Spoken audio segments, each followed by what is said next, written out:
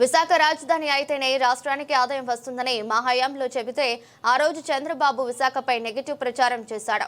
పోస్టులు హార్బర్లు జగన్మోహన్ రెడ్డి గారు మా హయాంలో చేస్తే నేను చేశానని చెబుతున్నాడు చంద్రబాబు.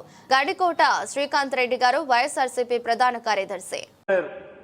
ఈరోజు దివి సెజ్ కానీ ఇలాంటి అనేక సెజ్లు కూడా రాజశేఖర్ గారి హయాంలో అయినాయి. నెగటివ్ బురద చల్లడానికి ప్రయత్నం చేస్తున్నారు. కానీ అభివృద్ధి ప్రక్రియలో భాగంగా ముందడుగు వేసింది ఎవరు?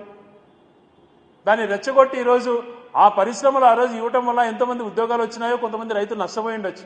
కానీ పరిశ్రమలు వ్యతిరేకం కాదు అన్నటువంటిది మేము అటు నిరూపించాం కదా. పరిశ్రమలు పెట్టేటివి మీరు వ్యతిరేకిస్తున్నారు. మరి మీరు మా హయాంలో డేటా సెంటర్ అటువంటిది వచ్చి మేము నిద్ర లేచినప్పటి నుంచి 3 పూటల ఉదయము మధ్యాహ్నము సాయంత్రము వైజాగ్ అయితేనే ఈ రాష్ట్రానికి ఒక ఆదాయ వనరుగా వస్తుందని మేము మాట్లాడితే ఆ రోజు మీరు ఏమన్నారు?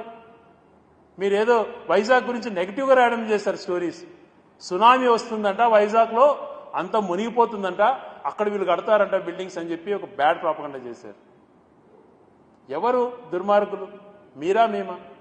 50 కిలోమీటర్స్కి ఒక ఫిషింగ్ హార్బర్ కానీ ఒక పోర్ట్ కానీ ఉండాలన్న ఆలోచనతో దాదాపుగా 1000 కిలోమీటర్లలో ఫిషింగ్ హార్బర్లు, మెరైన్ యూనివర్సిటీ భీమవరం నర్సాపురంలో మెరైన్ యూనివర్సిటీతో సహా, అలాగే 3 పెద్ద పోర్ట్స్ కంప్లీట్ స్టేజ్కి వచ్చినాయి.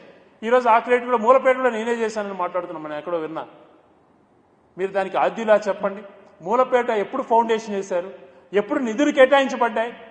మీరు బందర్ పోర్ట్ గురించి ఎప్పటి నుంచో మాట్లాడుతున్నారు కానీ రూపాయి కేటాయించలేదు. నాబార్డ్ ఫండ్స్ తోటి టైఅప్ చేసి బందర్ పోర్ట్ యుద్ధ ప్రతిభను కంప్లీట్ చేయాలా అని చెప్పి బందర్ పోర్ట్ కంప్లీట్ స్టేజ్కి వచ్చింది.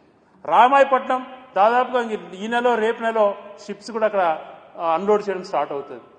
ఇంత యుద్ధ ప్రతిపాదన ప్రాజెక్ట్స్ టేకప్ చేసింది జగన్మోహన్ రెడ్డి గారు కాదా?